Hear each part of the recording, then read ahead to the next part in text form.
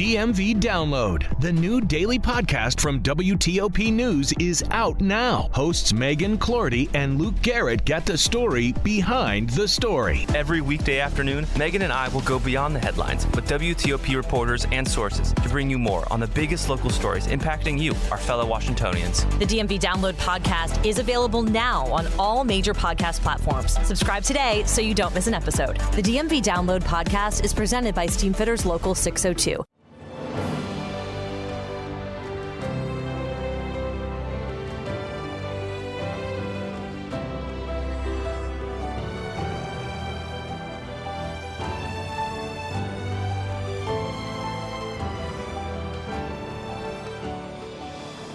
Welcome to the newest episode of Beyond the Fame with Jason Fraley. I'm your host, Jason Fraley, picking the brains of the top filmmakers, musicians, and artists of our time. 40 years ago today, the iconic sitcom Barney Miller aired its series finale on May 20th, 1982. I spoke to screen legend Hal Linden in 2017 when he starred in Arthur Miller's The Price at Arena Stage. We are here with the one and only. One and only? That's the only one I know.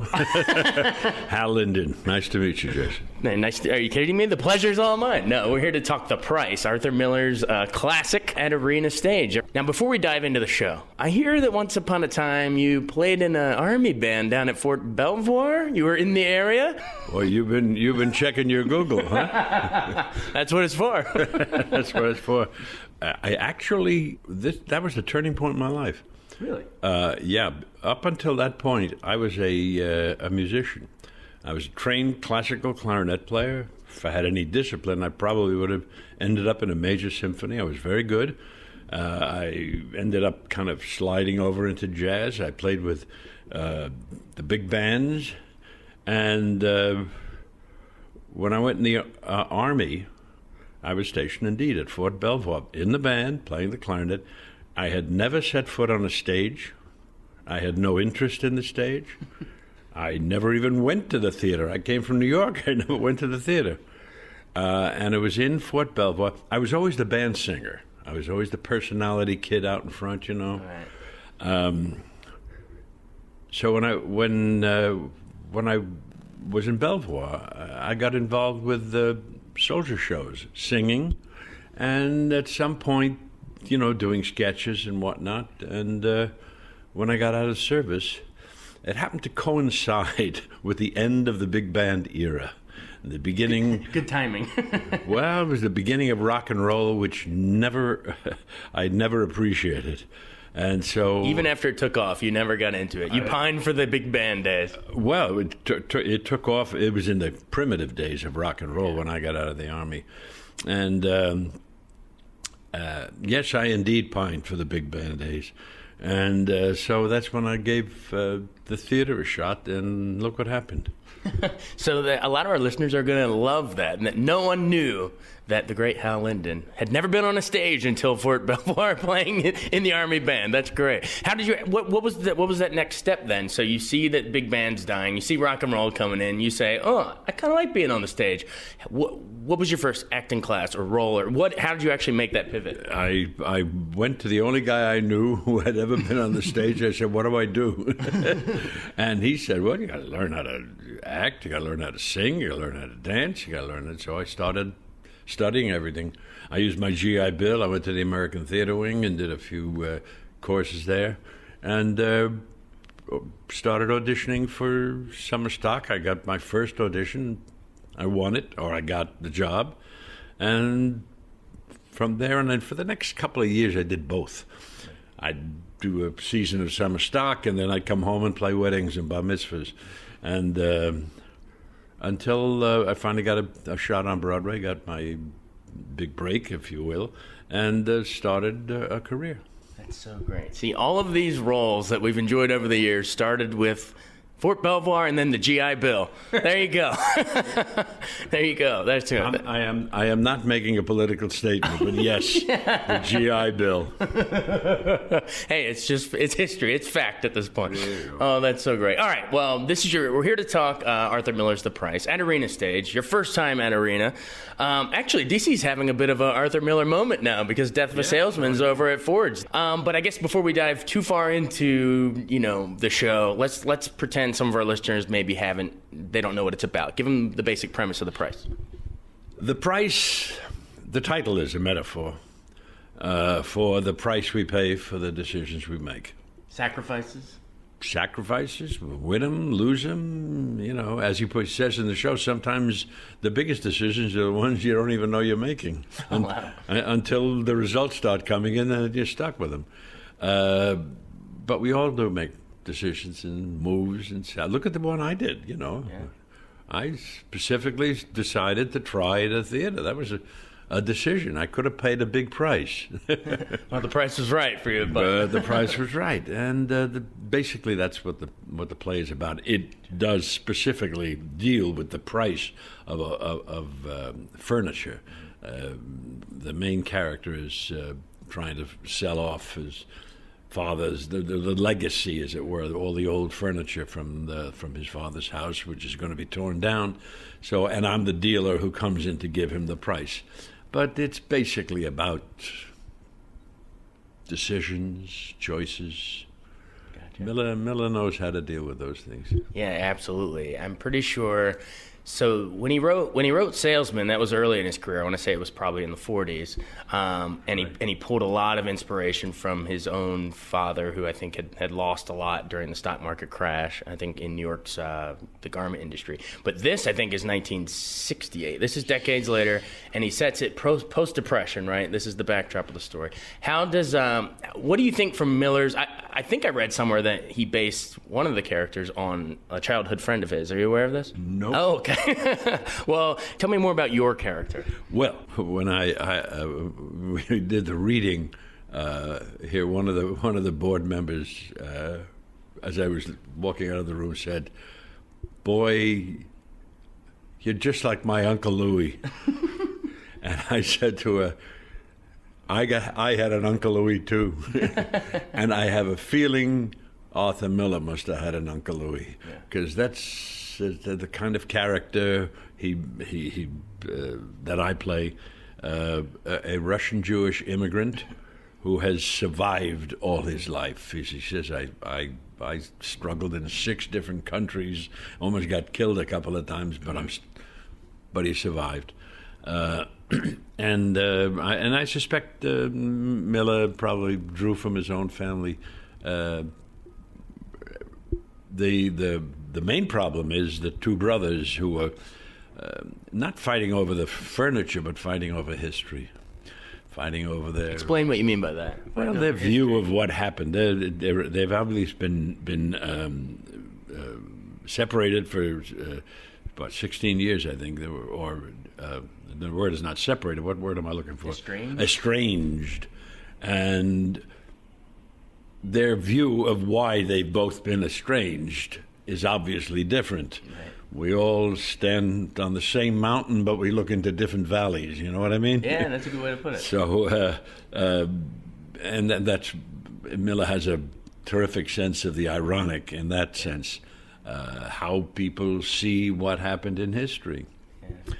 It's what defines all of us when you come to think of it. I mean, this country is being torn apart by all kinds of different views, and they're all probably valid, but they all are kind of out of context. Yeah. You have to put them in their own little silos. They're all in their own little, exactly, their own little silo, and they don't see anybody else's. And this is the tragedy of this play is that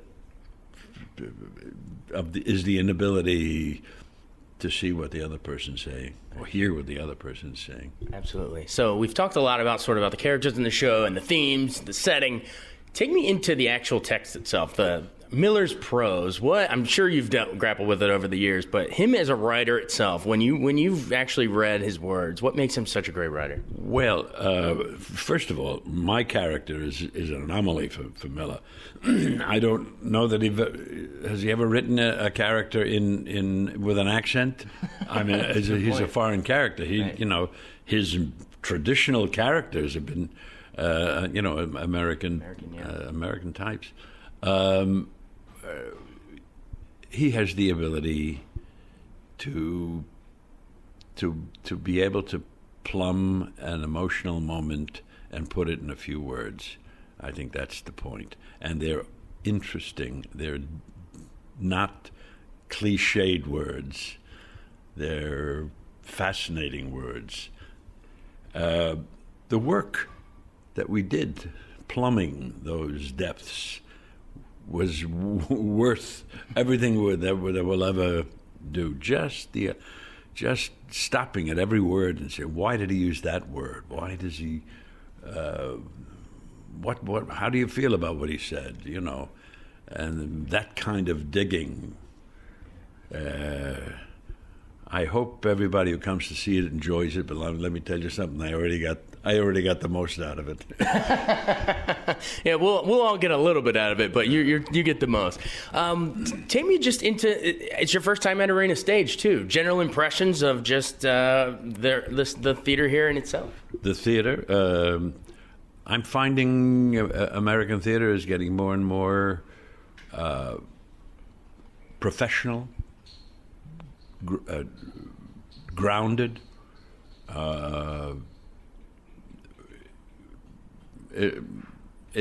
American theater was always in a little, especially when I started it. Yeah.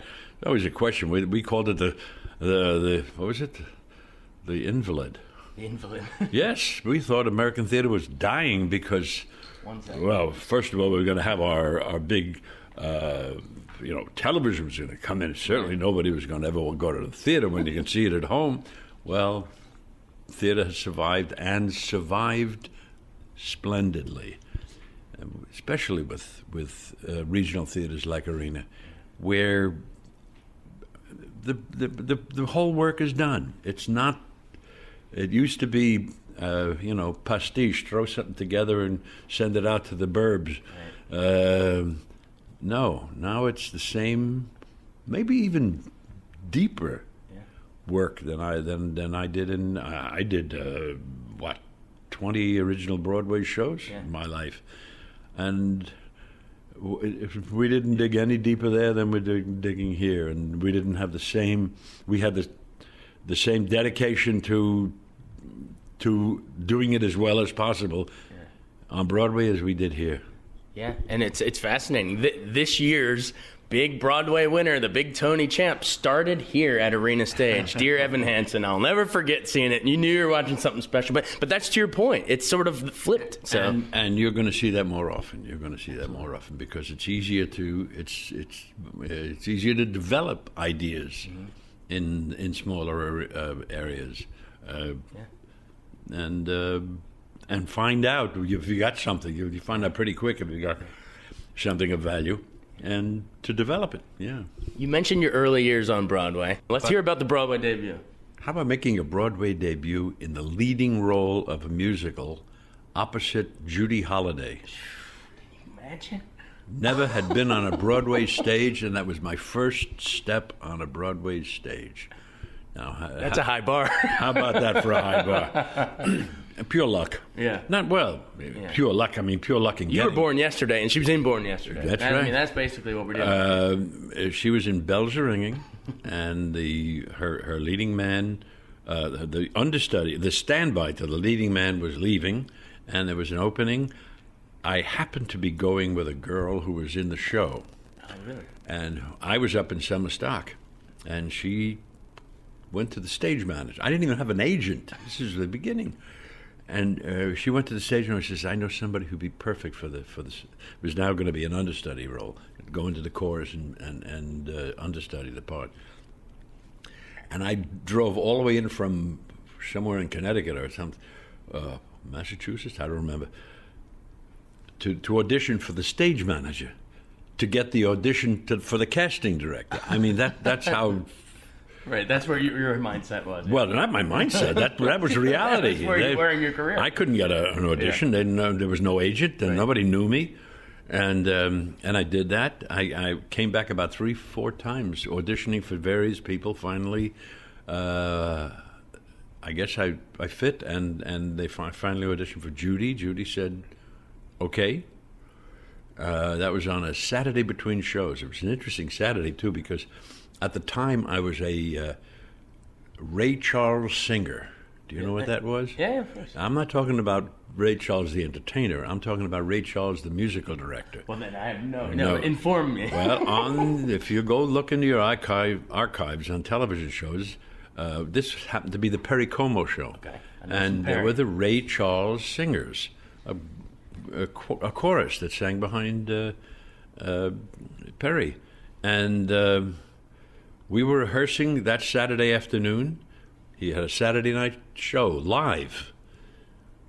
I did the rehearsal. We broke for dinner. I ran to the Schubert Theater, auditioned for Judy Holliday. She said okay. I went back to the theater, did the Perry Como show, told Ray I couldn't do next week because I was going to rehearsal for this new show, the show. After that, I got in my car, drove out to Long Island, and played a bar mitzvah on the saxophone. Oh, my God. That's an action-packed night. and told that leader I couldn't do any more jobs for him because I was going to become the understudy. And I went into rehearsal on Monday with the stage manager and a book. He staged me and everything, showed me how to do it for 4 days. Saturday morning was understudy rehearsal, the first understudy rehearsal with other people where I actually got to do the scenes.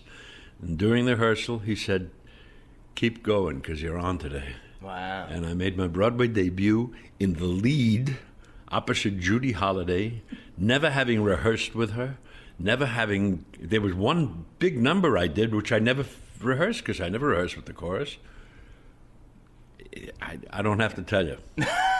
But that started it. I never played professionally as a musician again. That's crazy to me. All right, well, before we go any further, I need to know what it was like on stage with Judy Holliday. You know, how special was that? You probably were nervous as crazy as anything, but at the same time, just thrilled to be out there. And I will tell you the most amazing thing, I wasn't nervous at all. Wow.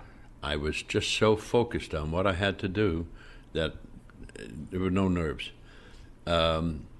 Judy Holliday was the most sharing actress I think I've ever worked with. I'll tell you one quick story. Mm-hmm. We had never done it before. Right. We'd never even rehearsed. Just in Time, the song Just in Time was done in one, downstage, going from stage left to stage right, taking her in my arms and dancing with her and singing into her ear, which I did. I took her in my arms and I started singing, "Just in time, I found you just in time." And all of a sudden I felt her hand on my back, twisting me. Strange twisting. And I kept singing and I realized she was twisting me so that I was facing the audience. So she's guiding and you. not singing into the wings. And we got, how do you not fall in love with somebody and that meant that her back was now to the audience. She knew it was your moment, and she wanted to give it to you. Exactly. And let me tell you something, that's a very big lesson you have to learn in the theater. You always have to know what's important.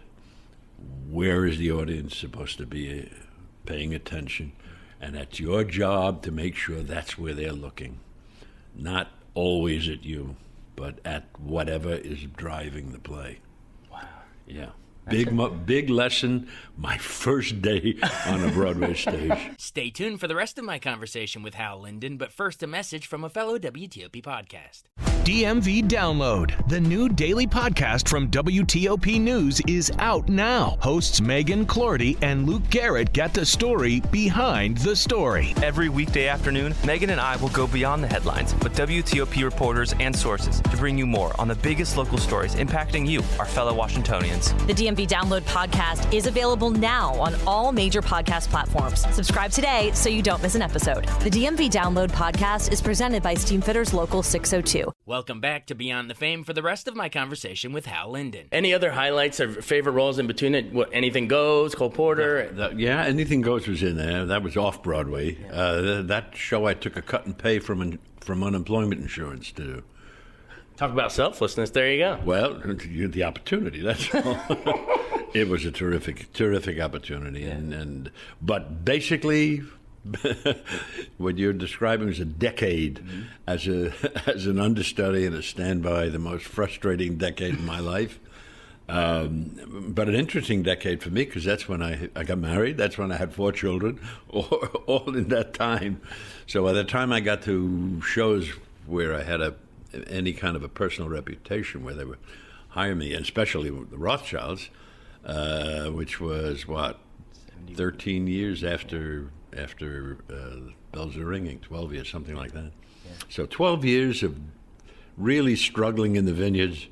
But personal growth. Personal milestones. Personal milestones, and then to the Rothschilds, which was a fascinating moment in one's personal life and theatrical life. It was the first time a song was ever written for me personally. Really? That's an amazing thing. And by a team like Harnick and Bach, Come on, man. They actually wrote 2 songs for me, but there was a whole score before I joined the show, but after we were in the show, one song was written in Detroit. What was the song they wrote for you? The song in Detroit was In My Own Lifetime. Wow. Yeah, my kind of signature song now. Yeah. And the second song was written in Philly. That was Coins. He tossed a coin. Really wonderful piece of material. And thank heaven it ended up in not only in a Tony, but the man who eventually wrote and produced Barney Miller happened to see the Rothschilds, and that was 2.5, 3 years later, and he remembered. And I never auditioned for Barney Miller.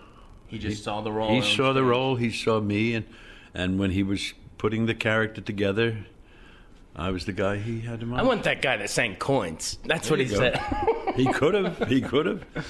Oh, that's so this is a strange business, I gotta tell you. How one thing leads to another. How one thing leads to another, and sometimes some great things lead to nothing. True. I know too many magnificent performers who just never had the opportunity to shine and publicly shine. They've done it privately everybody knew they were great, but never. I was a very, very lucky human being. Absolutely. Well, you mentioned Barney Miller. I mean, that's what when I post this piece and we say Hal Linden, everyone will say, "You talked to Barney Miller?" I'm telling you, man. So beloved. I obviously caught it in reruns. I wasn't around for the original time. But come on, just as magical. Do you fond memories of being on set like that? The very first time, you have no idea this show is going to take off like it is. It's all kind of set back in the police precinct, back behind the scenes. The first pilot was a failure. Really? Yes, there was a pilot. The first pilot was in March or something, or January. March, I think. And in August, they put it on the air as the ABC Comedy Theater. You know what that is? That's all the dead pilots. It was a dead pilot. It was not picked up. Really? The producer had such faith in it that he convinced them somehow to do another couple of episodes. And I remember he called me in New York. I got the call in New York. By this time I had an agent, by the way. Right. Yes, and a manager. Of course. Yes, And I also had an offer for a Broadway musical. What show? Let me. I'm testing you here. No, it was a show called Dr. Jazz. Okay. Dr. Jazz. It was about it took place in New Orleans, about New Orleans jazz. Okay. But I didn't know it was not going to be a big smash. Right. Who, and I didn't know what Barney Miller. They turned it down once. Why wouldn't they turn it down again? So what do you do? Do you take 2 episodes on television as opposed to maybe 3-4 years work on Broadway? It was not that easy a decision. And it was made very cavalierly, if you really want to know. I waited till the last minute. Finally, I had to make a decision, and I said, "Oh, what the hell? We tried Broadway. Let's try television." And that was it. Wow. That was the decision. Right. We're all glad that you did. Well, how did you? But you said it was a cavalier decision. Sounds like a pretty big roll of the dice on your part. But was there something in the pilot, even though that it failed? Was there something? Did you see something in there that you said, if we just keep at it a couple more episodes, that this thing could work? No. No. Just by chance. I had no idea. The truth. When I was offered Barney, I was offered 2 other pilots as well. That came right off the Tony in the Rothschilds, and all of a sudden I was in demand out there. I had to make a choice between 3 shows. 2 of them were our shows, cop shows, I guess. Yeah, one was a cop show. I don't even remember the other one. But they were our shows, filmed shows. Barney Miller was a sitcom which was going to be done live in front of an audience, and I said to myself, I know how to work in front of an audience. Maybe I should stick with the audience. And that's the reason I chose Barney, not because of any other... It's because you love being on stage in front of people. Right, which turned out to be a total mistake. That is, I very quickly learned that the audience in television is not the 400 people sitting in the stands, but the camera over there. The millions watching at home. Yeah. Well, who eventually watch at home. Yes. Wow. And so I chose it for the wrong reason, if you really want to know. But it worked out. And it worked out, exactly. Yeah. That's so great. Why do you think it took off, though? We're talking about how you sort of fell into it by chance and a roll of the dice, but why do you think the formula of the show worked? Sort of the behind the scenes and what is it, Greenwich Village Precinct? You said the formula of the show. Let me tell you something. It was not a new formula. There had been what they call gang comedies for decades. I go back to Phil Silvers and Sergeant Bilko and right. All kinds of gang comedies. And the year that Barney Miller went on, I think there were 7 gang comedies, and Barney was the only survivor. So it wasn't the formula, it wasn't the form, it was the execution. You had probably, I think it was possibly the best writing staff. The show lived for 8 seasons because it was probably one of the best written shows. There were no comedians in the original company. We were all just actors. And because it was written humor, it wasn't portrayed humor. Right. It was situational. Right. We used to take out punchlines because all you had to do was cut back to a guy's look, and the audience knew what the joke was. It was the emphasis on the sit in the sitcom, not the com. Emphasis on the sit in the sit, exactly. Right. And the writing was probably, as far as I was concerned, just superb, just the best ever. We did not ad lib. You didn't find us coming up with funny stuff and things like that because it was there. It turned into, as an experience, one of the best acting companies, repertory companies that you could find, and even the people we arrested were repertory. Mm-hmm. There were people who did 6 or 7 Barney Millers as 6 or 7 different characters over the years because they were so good, and it became like a repertory company. Yeah. And as such, it was classic because of that. Yeah, I want to know memories of the late Abe Vigoda. Working with that guy, he'd done Godfather before Barney Miller. And, part 2 was 74, the year that Barney Miller started. So he was known in that vein, and then to come over on the comedy set. He auditioned for a different part. Really? Yes, he went up because there was one of the characters, one of the detectives had an Italian name, and his agency sent him up because of his association with the Godfather, that he would. And when Danny took one look at him, and he said, "No, I have a different idea," and he created Fish for Abe. Yeah. What was it like working with him in those scenes? Abe was, shall I use the word iconic? I guess. Abe was Abe, and everything was written specifically for that character, for that history, and for Abe. So Abe, no matter what happened, was Abe. That's awesome. Which turned out to be pretty great. Yeah, I'd say. Before last Barney Miller question, do you have a favorite episode? You've probably been asked that billions of times with billions of different answers. Yes. But I have been asked it a billion times. What's one that still makes you laugh to yourself? Okay, the quintessential Barney Miller episode that if ever I have to pick one that somebody shows, I pick the hash brownies episode. I remember seeing that one, which was just amazing, just beautiful episode. Although the one that I recall most was one that I directed. Later on, we Max Gale directed a few, I directed a few, because understand we were really directing the acting company. By that time, all the cameramen knew exactly what to do, where to go, and we knew how to set up so that you could shoot it.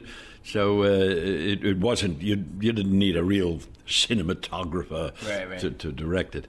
And there was one that I directed that just stands out in my mind. I don't even remember the name of it, but it featured Steve Landisberg and a woman who came in to complain. I think she had her purse stolen, and the byplay between the two of them, I remember, was banal and didn't mean anything, and it was asking about the kids and what your husband did, but the underscoring of what had gone on between them before and what they regretted never doing, or thought maybe we could still, that boiling under was just a joy to find. So I remember that episode very, very deeply. That's awesome. So lots of roles between then and now, but why the price? Where does this role fit into your arc here? Well, I'm finally old enough to play it, or almost old enough to play it. He is described in the play as 89 years old. So it takes, of course, a lot of makeup to get that to that. To look at that, yeah. Yes. Well, you can come back in a couple years and play it again when you actually hit. There you go. I also remember when it was first on Broadway. I didn't see it, but it had a very fascinating history. If you got time, I'll tell you a very wonderful story. I got plenty of time. I'll sit here as long as you want to sit here. It's a wonderful story because it was the year before I did a musical on Broadway called Ilya, Darling, one of my major hits. And it was a musical version of Never on Sunday with Melina McCurry and directed by Jules Dassin. It was quite a big thing. And I played the villain, and I understudied the male lead, who was a Greek movie star they had brought over from Greece, because it took place, of course, in Greece. My understudy was an actor who had spent his whole life understudying people. I talked, good actors who just keep going and never shine. And he was now in his late 60s, and he was playing the bartender in the taverna. He had 3 lines, the whole show. And he understudied me. And we were dressing roommates, so we kind of knew each other. And he had a simple life. He lived in a hotel on Broadway, which in those days was pretty seedy, very seedy. He lived in one room, and he spent his afternoons in a coffee shop in the back table with his cronies, telling lies. And he got, when our show closed, he got the understudy to this part in the original company of The Price. And what is this, like 1968? Okay. And 3 days before opening, the man who was supposed to play the part, who was Davy Burns, a major Broadway star, I think it was a heart attack. Got a heart attack. And all of a sudden, Passed away, or no, he didn't. He eventually, by the way, Davy Burns did eventually die on stage in, I think, his next show. Oh my God! Oh yeah, look it up. You'll see it. But he had the wisdom to go behind a couch and die. Wow. Yes. Show. Anyway, could go on. Bring it back to the furniture. There you go. But anyway, the other guy got the part. His name was Harold Gary. You'll look him up. Mm-hmm. He's the original because he opened the show on Broadway. Now, and he was in his late 60s, I think, by this time, and all of a sudden, out of nowhere, he had the movies he did. I remember he was in The French Connection. He got a part in another movie, and how did it change his life? He moved to a bigger room in the same hotel. I was going to ask you, did he stay in that little apartment? and now he was sitting in the front table at the coffee shop. The difference of his stature. Right. He now walked tall. I guess all his life he had just plugged away, waiting for something to happen, and all of a sudden, late in life, it happened. And he only lived, I think, maybe 5 or 7 years after that. But he lived as a thespian, He had finally made it as a thespian. Had that break where you had the opportunity to show what you could do. Right. So many actors never get that shot. I hear after the price, you're also going to get a major award during the opening night of the Pajama Game. It is called the American Artist Award. I guess sort of a lifetime achievement sort of a deal. How big of an honor is that? Can you believe we're at this point now? We're getting the lifetimers? Lifetime Achievement Award, my God. Body of work, One doesn't think of his career as a body of work, honestly. Just a bunch of jobs that went back to back, and it's terrific. It's a great honor, especially from an organization as prestigious as the Arena Stage. So I will be as humble as I can. I got to study a little humility between now and then, all right? No, it's coming across. I think the microphone picks it up. Okay. All right. Hal Linden, thanks so much. This was an absolute honor to talk. I could sit here and talk all day, so thank you so much. A pleasure. Thanks so much for joining us on Beyond the Fame with Jason Fraley. Remember to hit the subscribe button and give us a 5-star rating if you like what you hear. We'll see you next time.